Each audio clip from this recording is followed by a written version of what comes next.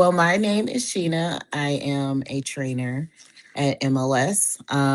Today, we'll be going over quite a bit of things within this hour. So it'll go somewhat fast. But if you have questions, definitely ask me. I am going to share my screen.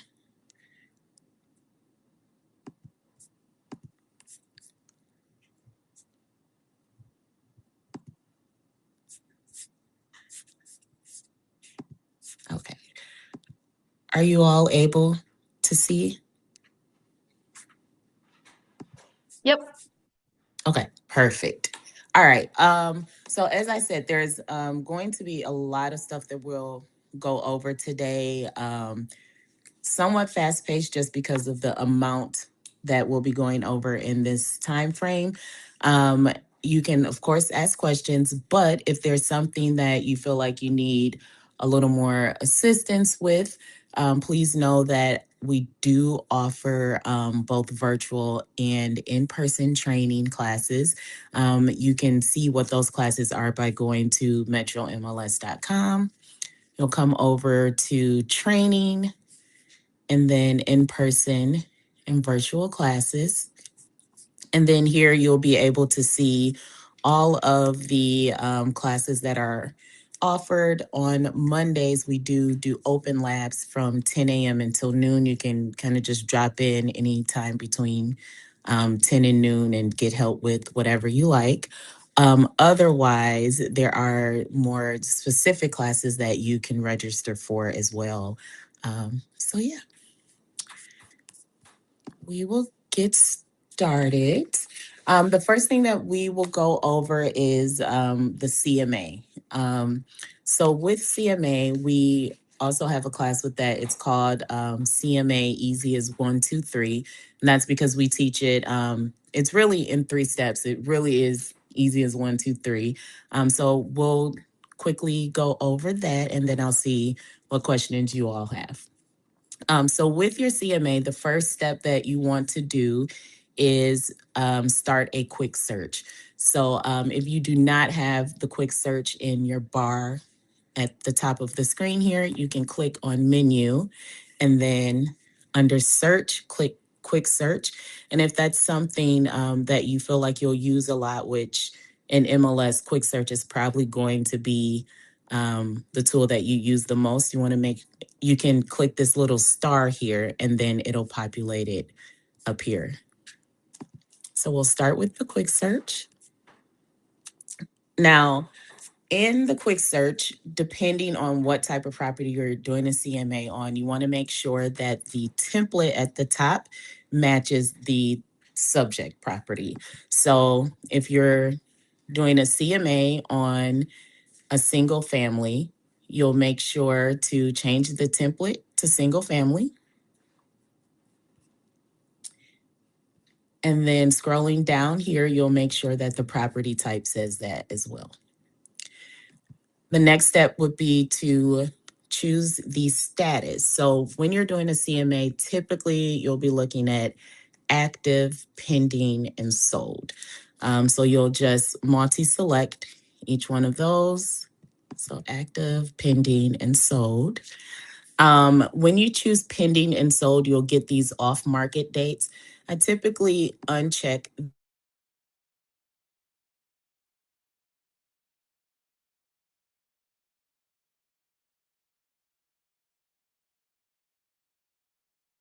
with the number of days, or if you click these black arrows here, you can do a date range.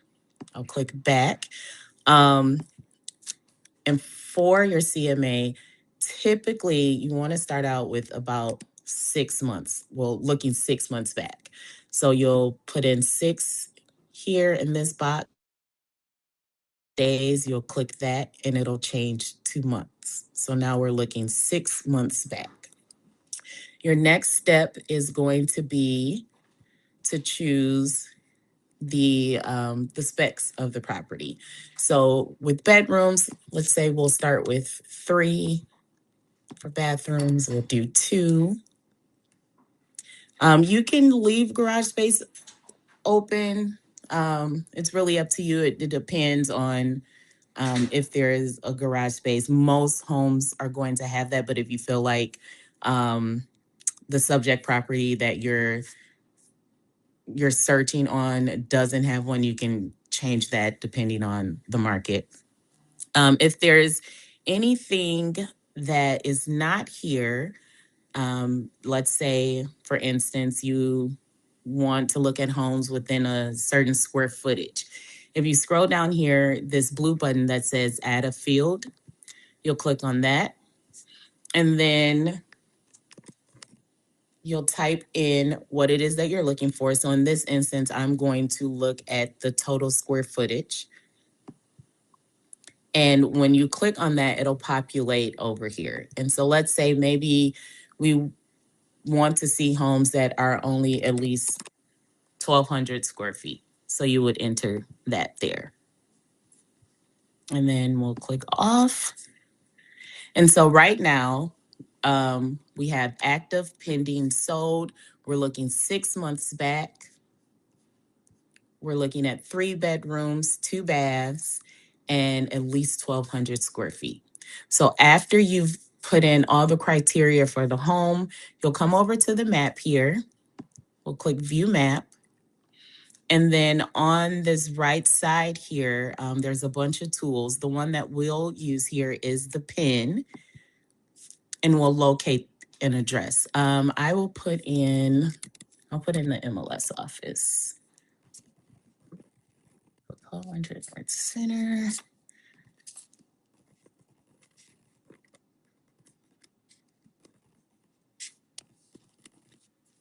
So you'll enter your subject property. You'll click locate. Whoops. Let's try it again. West Center. Okay, there we go. So you'll find your property, it'll pin it. And then the next step is to do a radius search. So if you click radius search, it'll start at 1. Usually when I'm doing a CMA, I'll start with half a mile radius. But if you are looking in a more rural area, maybe the houses are really far apart, you may want to start with a bigger radius. But for this, we'll just do half a mile, and then we'll create a radius. And what that does is, now you see this radius here, our subject property is where the pin is. And then all of the circles inside of this are the properties that match our criteria. So blue would be sold, green are the active properties. Now looking over to the left side here, you'll see where it says view results. This is where we can see all of the properties that are showing up in this radius here. So we'll click that. And now we have a list of all of the properties that match that criteria.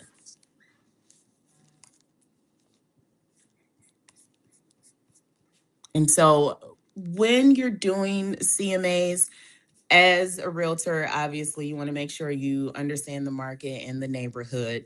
And so this is where you'll start to audit pretty much the properties that showed up. So for sake of time, we won't go through all of these properties to see if they're perfect matches for a subject property. Typically, when I'm looking through these, I'll pull about 6. I like to do maybe 3 active and 3 sold to pull my comps. So we'll just randomly click some here. I'll do 3 active and 3 sold. And so when you check those properties, then it'll populate here next to the results. Now you'll see the ones that you've selected. A few things to know on this page. You can change the view in which you look at it. So if you like to see just kind of more stats, no photos, you can just toggle here, click this button at the top, and it'll change. Otherwise, if you do want to see the photos and then all of the criteria on the side, you can click that.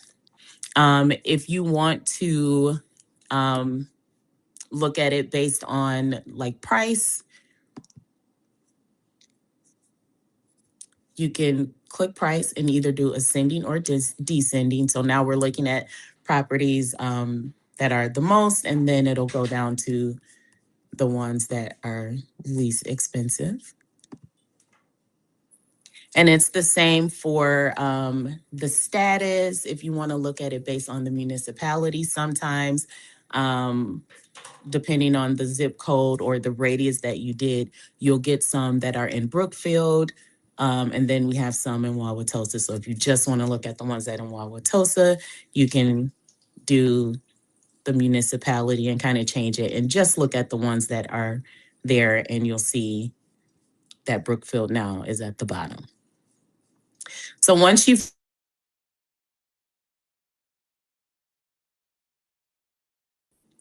or properties, you'll click on the ones that you've selected that you'd like to now add to your CMA. And then we'll click details. Now, if there's more information that you want to know on the property, if you click on the details tab, everything will show up here. But if you want a little more information as far as like tax info, you can click on tax info here. And depending on your browser, a lot of times MLS will not allow you to see the tax information. So if you ever get like it flashing like my screen is doing right now, or maybe you'll see like the little paper symbol in the middle, don't worry about that. Just click here in this top left corner, this square with the arrow, and that will bring up a new tab, and then you'll be able to see all of the tax information on that property.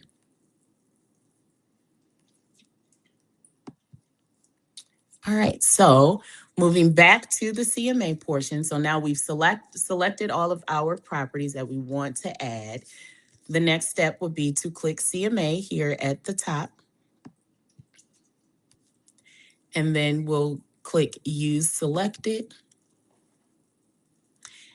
And this page here brings us to the type of CMA that we can use. So there's a full CMA that is going to have like a cover page, information on the subject property, comparable properties, everything kind of lined up side by side. A quick one is pretty much the same thing, but it'll just have like side by side.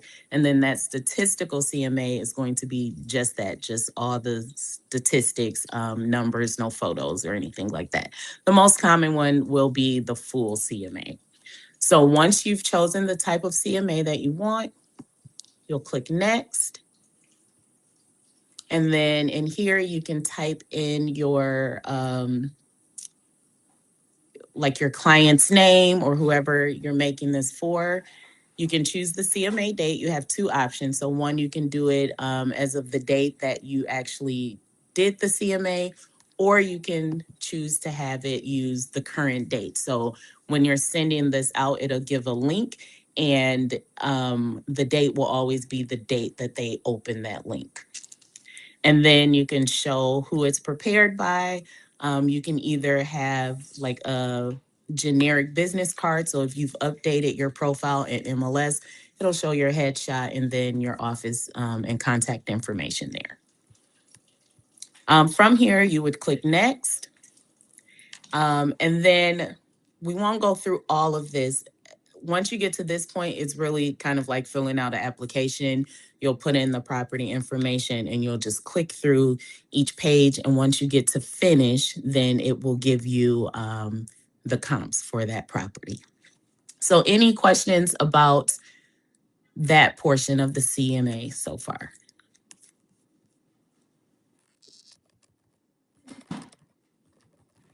Okay, we will keep moving. I think Oliver has a question. Oliver, you hit your mute button real quick. Okay. Can you hear me now? Yep, I can hear you. All right, yeah. So can you just repeat? I know that you said three recommended would be 3 active, 3 sold. How old for the sold? Like 4 months, 3 months? Like how old should they, or can they be max? Try not to go. Didn't hear One that. have to. Yep, can you hear me? Yeah, now I'm Okay. good. Yep. Typically I'll do like 6 to 8. When you get too much over that, it's a lot to present to the sellers. So usually anywhere between like 6 to 8 will get you good comps and numbers for that. But like, so the sold ones, how old can they be? Like transaction date? Can you hear me? If you're talking, no, you're going in and out. Okay. Let's see if I can put this in the chat.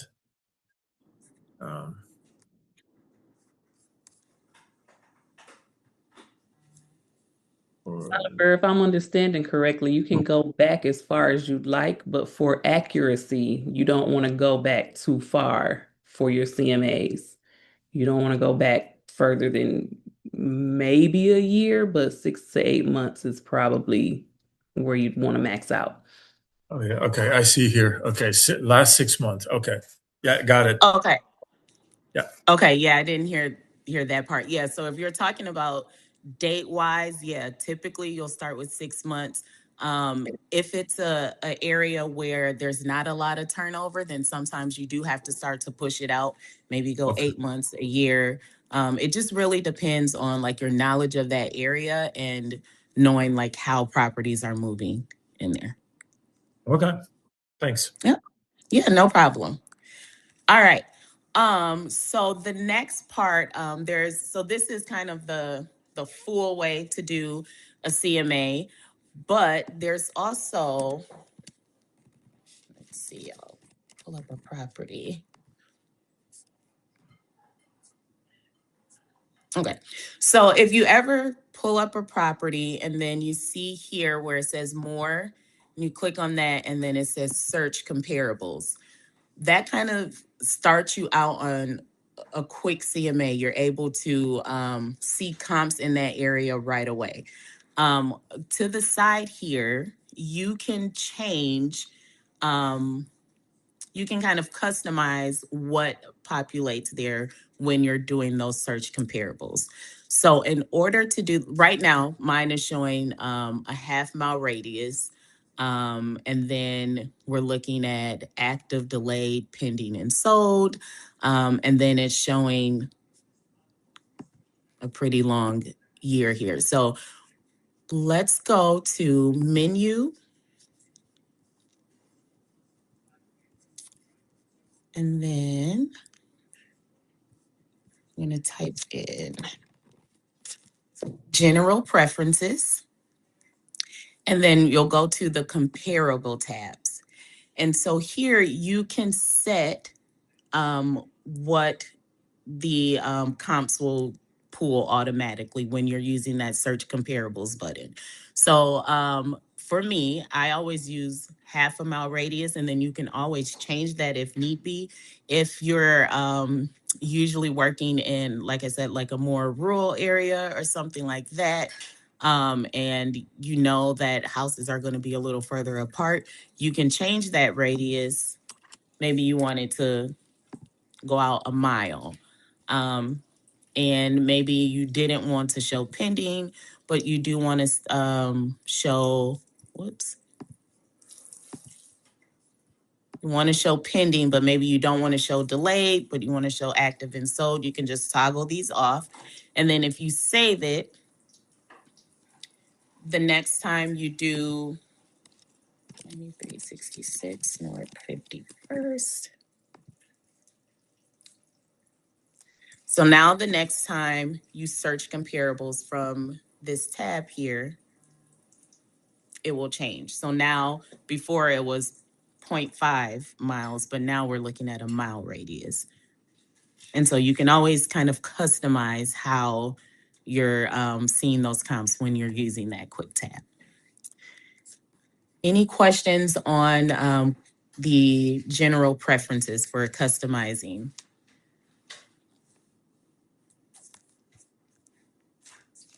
All right, so we will move on. Okay, so our next one is aligned showings. There's quite a bit in aligned showings, so I'll kind of stop and start just in case you guys have questions with that. If you do not have aligned showings, in your bar up here, you can always click on menu and then type in aligned showings. And when you click on that, it'll take you to aligned showings app. And the first page there is always going to be the calendar. So the calendar is going to show you what showings you have coming up, whether they're showings on your listings or showings that you have as the showing agent. If you click on any of those calendar invites, when you click on there, a card will pop up and it'll show you if it's approved, if it's canceled, whatever the status is of it. It'll also show you the agent who is showing that home, the MLS number, the amount, and if there's more information that you want on it, you can click more details at the bottom here. And so the showing instructions will be here. Any private remarks on the listing. You can click over on contacts. Again, you'll be able to see who the showing agent is. And then any history on that. So any messages that were sent, if it were approved, rescheduled, or anything that happened on that listing, it will pop up in that card. You also have the option to add it to your calendar. So outside of the aligned showing calendar, you can connect this calendar to your Google Calendar or your Outlook calendar, and all of those showings will show up there.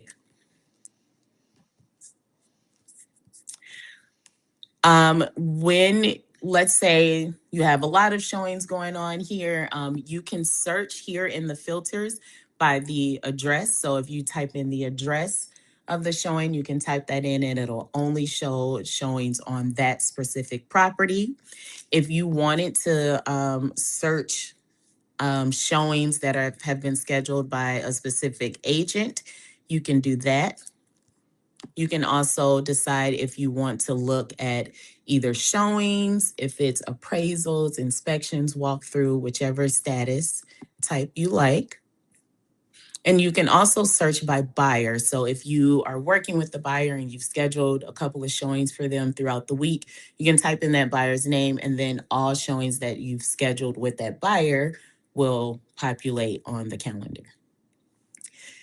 You can also do it by the appointment role. So if you are wanting to see showings that are just on your listings, you can click there, check this box, and it'll show you the showings that are on your listings. Or if you are the buyer's agent and you just want to see showings that are taking place with buyers you're working with, you can check the appropriate box for that, and it'll show you the showings that you have for them.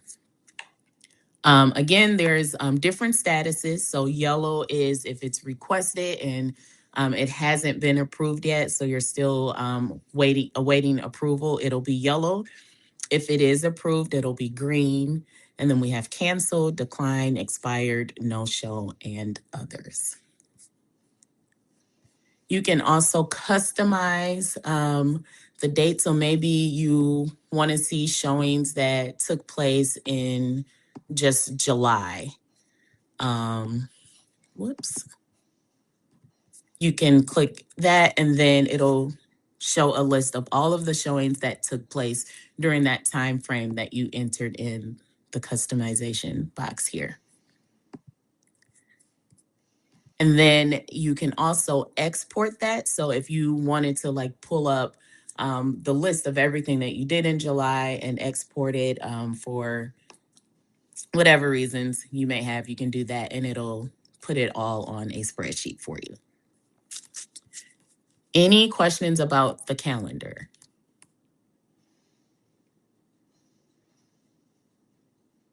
Okay. All right. So the next tab here is route. So if you have scheduled a bunch of showings in a line and you're trying to figure out the best route to take to get there and make best use of your time, you can do that by routing your showings. You'll just click at the top where it says create new route. And then here in this address bar, you can put in the address or the MLS number. Just for the sake of this, I am going to do these 3 properties. So you'll click the properties that you want to route. And then in the top right corner, you'll click Add to Route. You'll name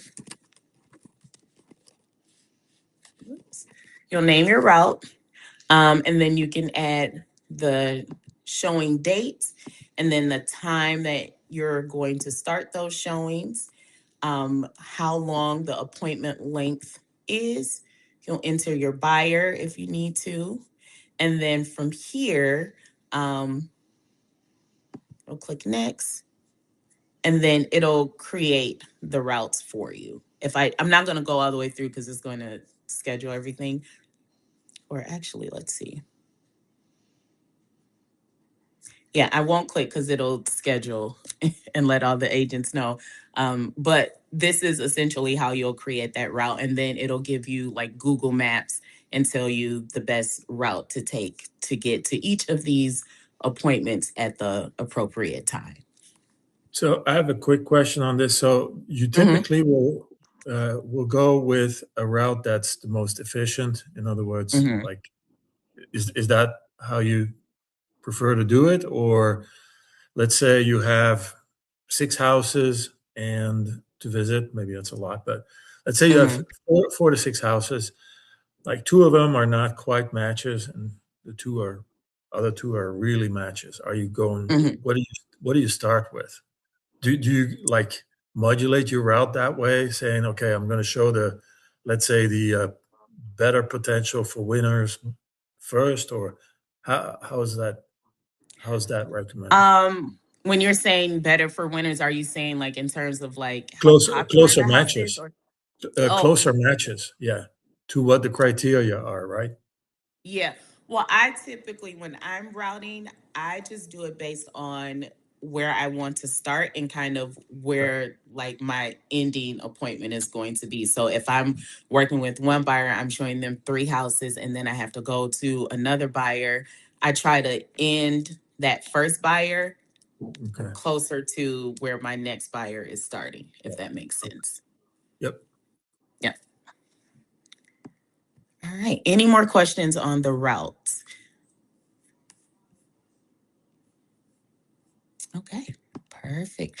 All right, so the next tab here is the listing tab. So under my listings, if you have any listings on here, you'll have what we call contact cards. And each of these contact cards, you can work your listings from the card.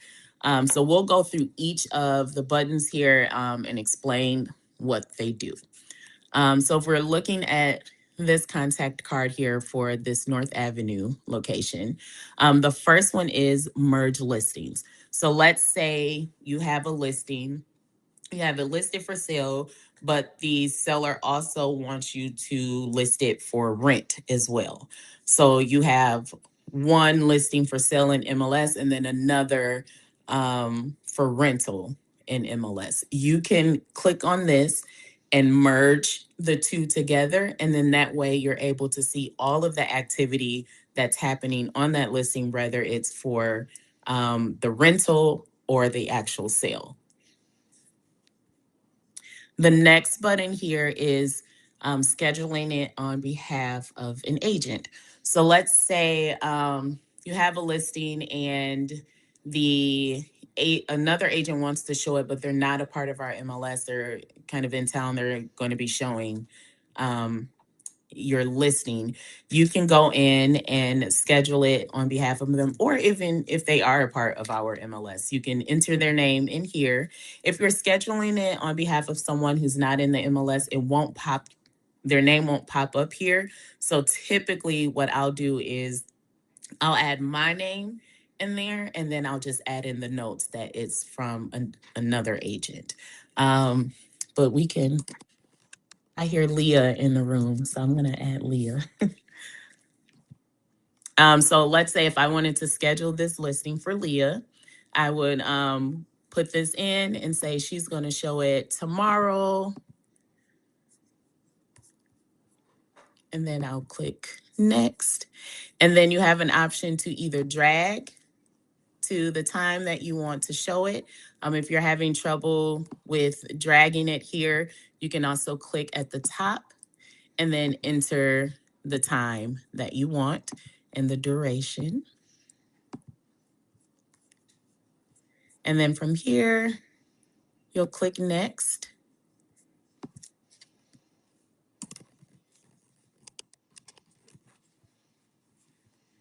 And then you'll send, Leah, you'll probably get a notification that you have it showing now.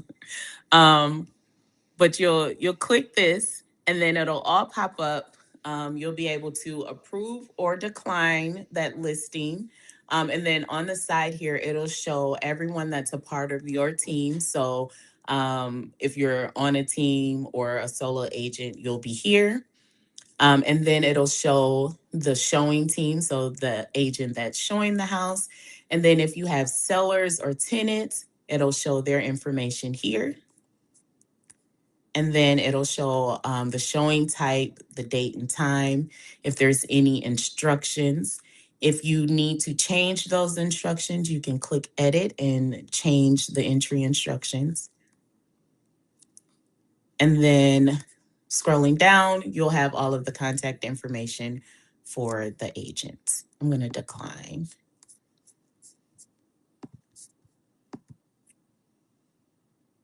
All right. So that is how you do that. I'll go back to the listing card. All right. So that's scheduling on behalf of an agent. Just the same as scheduling on behalf of another agent, you can also add a past showing. So maybe there is an agent in the area and they wanted to show, but they didn't have time to schedule. They called you. You can go ahead.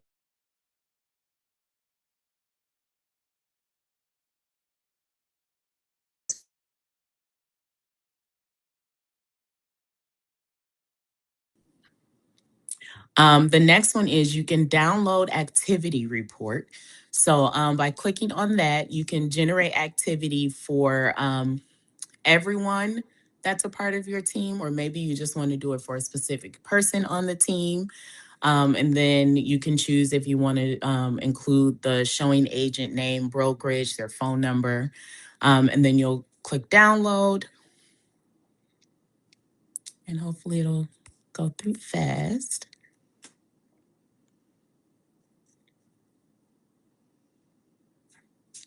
Okay, there we go.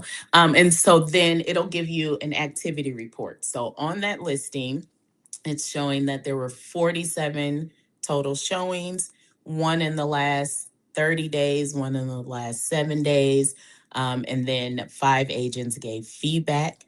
And then if there's any approved showings, it'll show like by date all of the showings that took place on that listing. So this is a really good tool.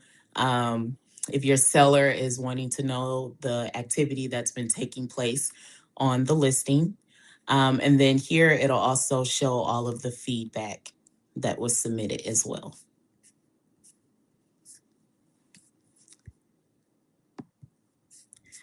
All right, so our next one, you can view just the feedback. So clicking on that, again, it'll show you all of the feedback that has taken place on that property. You can choose whether or not you want your seller or tenant to be able to view the feedback that comes in. Everything that's, it'll have like either a green dot or a red dot. Green meaning the feedback was positive, red is negative. And then you just kind of go through each of the comments here, and you'll be able to see all of the feedback that took place on the property. The next one here is a broadcast message. So with the broadcast message, let's say you have a listing and there was a price reduction. If you click on that broadcast button, you're able to enter that message here. you can choose what it'll basically do is it'll send out that message to any approved appointments or even future appointments within the last 30 days. You can also choose to exclude agents from that broadcast message. So this is a good tool. Like a lot of times, if you get that notification that there is an offer in hand or again a price reduction, this is the tool that people are using that for.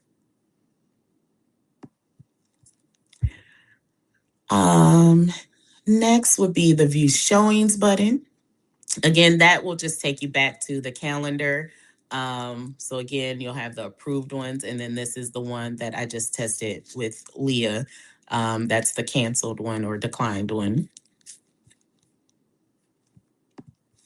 And lastly, for our contact card is editing the listing. So if there's any changes that you want to make to that listing in terms of showing, you can do that by clicking the little pencil on the contact card. Let's say this property, they didn't allow overlapping showings, but now you want to allow overlapping showings. You can toggle that. You can say like how many appointments you want, how long you want the showings to go. Maybe the seller's moved out, and so now you can do instant approval and you don't have to require approval anymore. Or maybe the lockbox number changed. Like any of those things you can change specifically for that listing under the contact card. In here we have like additional instructions. There's a button down below. It gives you the opportunity to add commonly used instructions. So if you click here, maybe there's a cat in the house, so the cat will hide. You can just click that and that'll all pop up when someone is requesting a showing, and then it gets approved. If you want the buyer's name required, setting advance notice. So this one here, they need at least 2 hours notice in order to schedule. Any changes that you make sure you press done, and then that will save it. And then it'll take you to the next one. So office involvement. Maybe you're co-listing with someone or you have a team. You can add the team members that you want to be a part of this listing and the scheduling. Same with tenants. So if you want the tenant or the seller to be able to approve or decline showings, you would enter that information here. And you can choose like what notifications they get and how they get them. If there's any time and date restrictions on the house. So this one looks like on Sundays, they don't want to do showings on here. So you can enter those time and date restrictions for your listings. And then lastly, you can change the feedback survey. So there is a default feedback survey that goes out, but if you want, you can change into a custom one and add your own questions in there.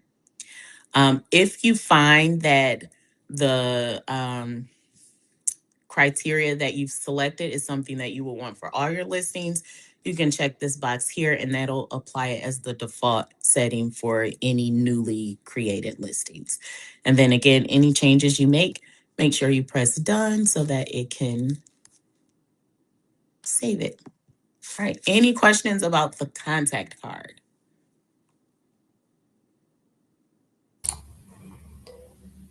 Yep, I have a question. Keep going. All right, so the next one here. Yep. I think Betsy had a question. Yep. Okay. Yep. Do how is the seller notified of a showing? Are they involved in this aligned showings as well? Like, do they get an email or some sort of text or notification and they approve it, or do you approve it? How does that work? So I only heard the last part of your question. Oh, I'm sorry. I'm wondering how the sellers approve the showings. How are they notified? Yeah, so when you set it up in there, you can choose to either have the seller receive a text message or an email. Most sellers will opt for that text message, and then they'll get the text message. It'll say, Sue wants to show your home Sunday at noon, and then you like click Y or N to approve it or not approve it. Perfect. Yep. So Thank you. usually, yeah, yep. All right. Any more questions on that?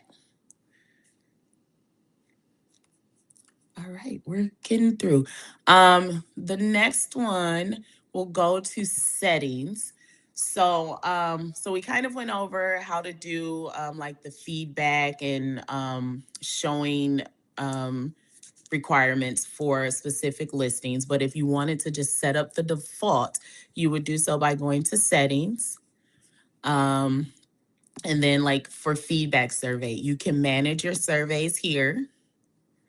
You can make a custom one. You can add a new survey. And again, you can be as creative as you want, really, with the questions that you put in there based on the property. And then you'll just save it here. And then when you're adding a listing, you choose which survey you want to go along with that listing.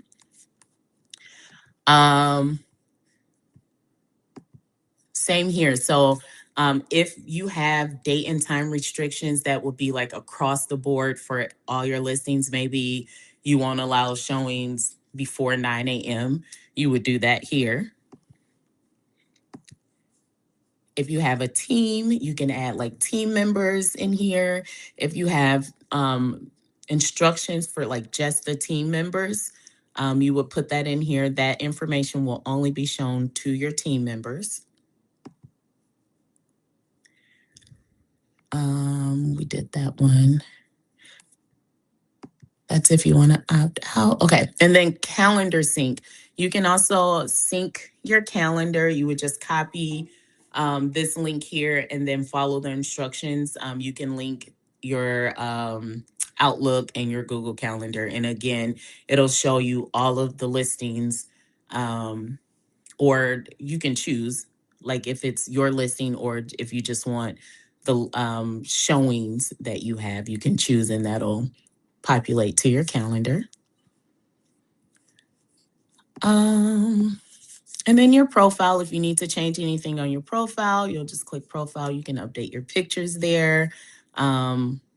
Decide like how you want communication sent to you. So if you want to receive emails as the listing agent and as the showing agent, you check those boxes. Same for text messages, you would choose how you want to receive those.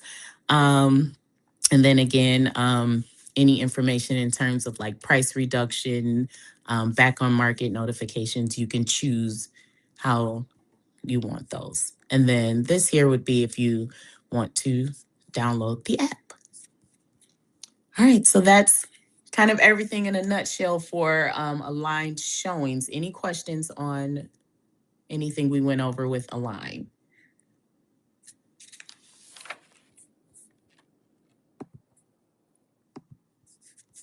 All right. All right, so our next thing that we'll go over is customizing your dashboard. So when you first log into Flex MLS, this home screen here is what we call the dashboard. So on this dashboard, right now we have the message board, contacts, any messages that come up, information on your listings. This one has like MLS links, a lot of different things that you can add to your dashboard. If you want to customize your dashboard, you can click here in the right-hand corner on Customize and click Add. And here it'll give you different recommendations for all of the different types of dashboards that you can use. So you can start from scratch and create your own. You can do a classic one. One of the really popular ones would be the market stats. So we'll click Add Dashboard. And here you can customize all the different stats that you want to show up on your dashboard.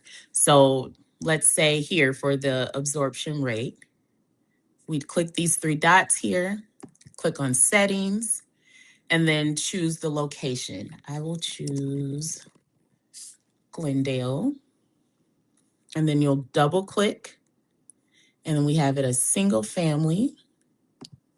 You'll click save. And now what it's doing is showing the absorption rate for Glendale. And it'll show for the last 12 months. If you click on any of the points here, it'll show you what it is. So like here for August of 2025, the absorption rate was 1.27. So if that's like, if you're working in Glendale a lot and you want to know like what the market is like in those areas, you would just customize each one of these for that area. And it'll show up. Let me.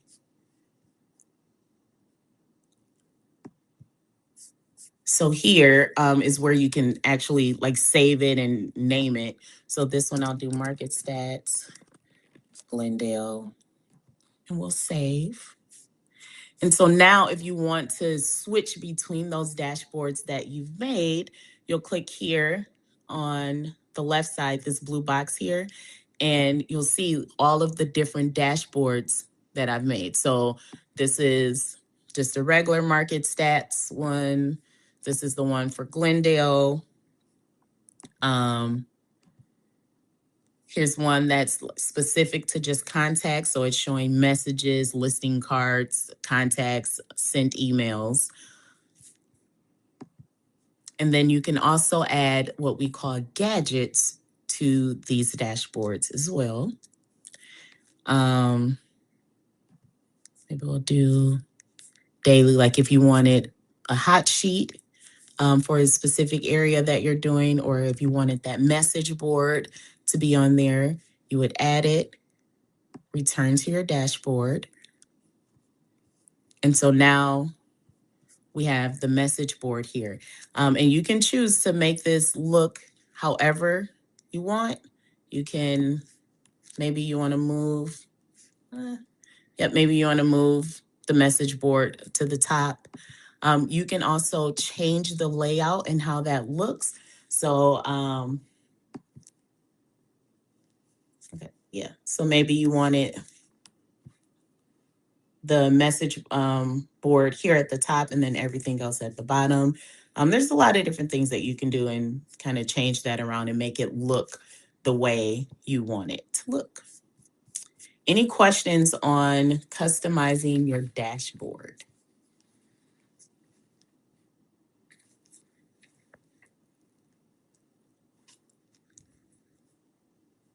Okay. All right. So the yes, last. I have a quick question. Okay. Yep. What would be, let's say, three? So you had market stats is a recommended one. Mm-hmm. What other two would you have, like really as a, just broadly speaking, that every realtor should really have? Because there's some common things, right, that you kind of want to have that are desirable for your just going to market and going to your clients with, let's say, the proper information and stuff. Yeah, I like the hot sheet. I think the hot sheet is a really good one to have on there. Okay. So like with your hot sheet, you can choose different areas that you want to constantly see what's happening. And so a lot of times realtors, like we'll log into MLS and the first thing we look at is hot sheets and see what's going on in the areas that we work in the most. So I think adding the hot sheet to the your customized dashboard is a really good one. I do like to have the message board there because if there's any communication from MLS, it's always here, like showing you the labs. If the office is closed for the day, I like to have that up there as well.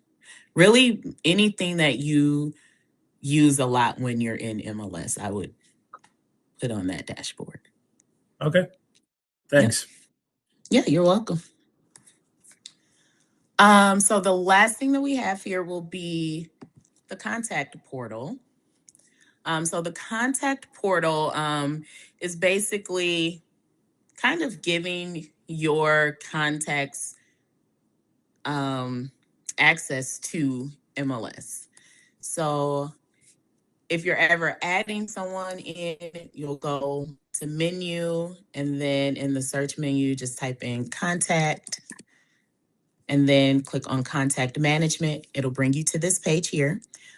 Clicking this blue button in the top right corner, you can add your contact and their information here. As long as you have like name and email address, you're good. But if you want to add everything else in there, you definitely can.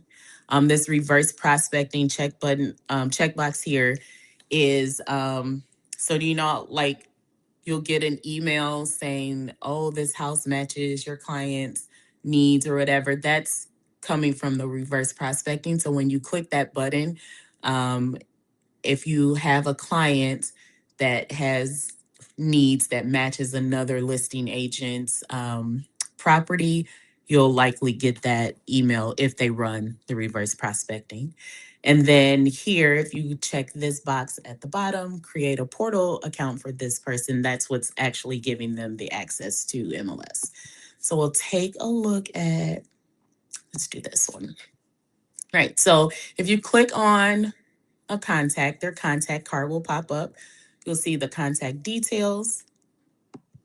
You'll see the activity that that person has had within the last 30 days. Here you can see any searches and subscriptions that you've set up for them. So if this person is looking for single family homes, if you click under results and view all, you'll see the properties that are being sent to this person. And these are the properties that when they log in, they'll be able to see in their portal, and they're able to like or dislike or message you about those properties.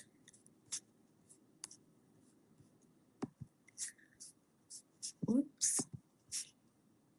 One thing to note, so when you're adding contacts into contact management and opening up a portal for them, if you see here under subscriptions and it says pending, that means that that person is not receiving the subscriptions that you set up for them. What MLS does is it sends them an opt-in email first.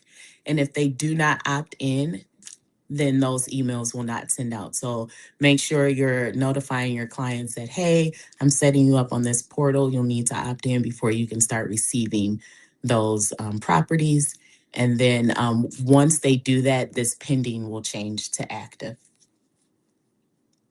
And then clicking on the portal here, so you can turn their portals on or off.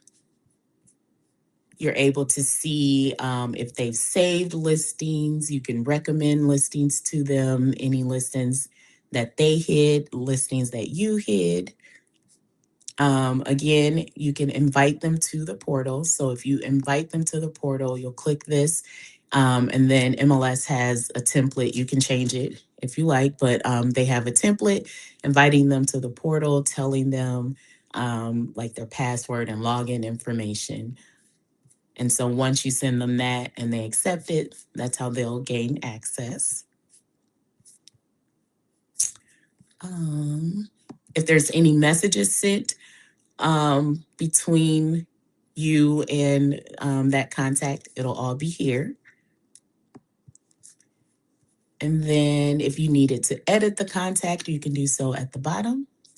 If you wanted to remove them, deactivate their account, and then transfer. So let's say maybe you were working with this client, but you can no longer work with them. So you wanted to refer them to another agent. You would click transfer, and then you can type in that agent's name. You can type in that agent's name and then transfer it to them. And then now it will be in their contact management. So you don't have to like delete it and then they have to re-enter it. It'll transfer it all to them. I think we're doing good on time. All right. Any questions about the portal?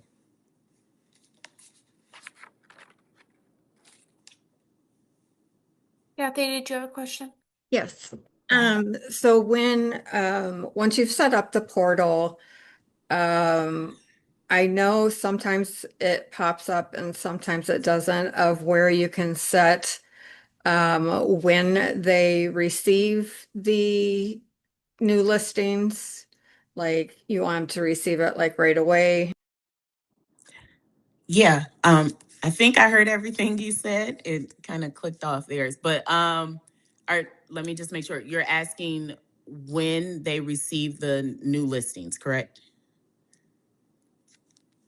Yeah, the timing Okay. for those. So the subscription, how to change that.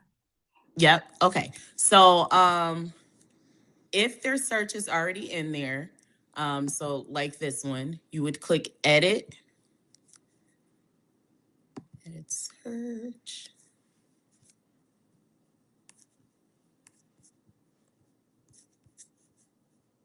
One second. All right. So once you do that, you save it, and then you'll do save and add subscription here at the bottom. Search already has this.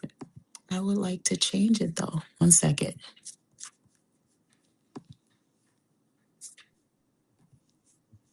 Yeah, this is what I run into. When you're trying to change it, correct? Yeah, when I try and edit it, because like I got this lady and she's always doing something and it's not sending to her. Okay, so how did you Okay. just get Yep. there? Yep. Sorry. Hold on. Let me go back. All right. So when you are in that contact, you'll click on Yep. searches and subscription, and then under subscriptions here, you'll click the subscription, and then this page will Okay. pop up. And then you're able to change it. So weekly, you can choose if you wanted to send it just like one day a week. Monthly, you choose the day of the week. ASAP is going to be every time an agent enters a property in MLS that matches that criteria, they'll get Yeah, that and that's the email. one that we usually use, and I don't know why it defaults to weekly, but Okay. yeah, so okay, Okay. Yep. thank you. And then, yeah, you're welcome. And then continuous, a lot of people get those two mixed up. Continuous is going to send out 3 emails a day. It'll send out one in the morning, one in the afternoon, and then another overnight. So they'll get 3 emails a day when it's continuous. Sheena, I have a quick question about Yes. uh the contingent properties. I am Mhm. having trouble in filtering those out, even though I thought when I set up the subscription or set up the save that I excluded those. They still seem to Oh, be going out to the client with their subscriptions. okay. So when you're doing that, like when you set up their search, Mm-hmm. um, and let's say everything else is in here, you'll click Mm-hmm. contingent Mm-hmm. with offer, and then you have Mm-hmm. to make sure that this of is not. Mm-hmm. That's what you're doing, and it's still Yeah, sending it through? it still seems to get a list with I didn't know if it was me doing I don't know. But yep, Are I'm they familiar getting with it? that filter. Are they getting it like the first time, or are they getting it when there's a status change, or they're just getting it no matter what? For instance, if I set them up on weekly, the weekly Hmm. list has the contingent properties on there. Okay. I can put in a ticket with that and see why. Because if you do all of this, like click Mm-hmm. not with offer, it should not filter through Okay. on there. Yep. Yep. It may be my system, but I've tried it and I've double checked. And so I just wondered if Okay. there was something else I needed to. Would it be Yeah. when you have the when you're setting up the subscription that if you click status change as one of the options, it might override that non, Good point. I'm not sure. yeah. Yep. That could be. Yeah. I'll put in a ticket, or even you can on the Mm-hmm. I think, yeah, stop sharing. But on that Metro MLS website, Mhm. You can always go in there. There's a chat feature when they're in the office, or you can put in a ticket, and they're really good about responding right away. Okay, thanks. You're welcome. Well, yeah, that's all I have. Again, I know it was a lot. Each one of these are like an hour and a half or 2 hour class. So everything kind of got smushed in there. But if there's a topic that you feel like you need a little more help on, you can always go to the Metro MLS website and sign up for one of those virtual or in-person classes. Or I'm usually in there on Mondays for the open lab. So if you ever just want to drop in and you have questions, you can. Thank you Thank so you. much for joining us tonight, Gina. Yeah, you're welcome. you. Thank you.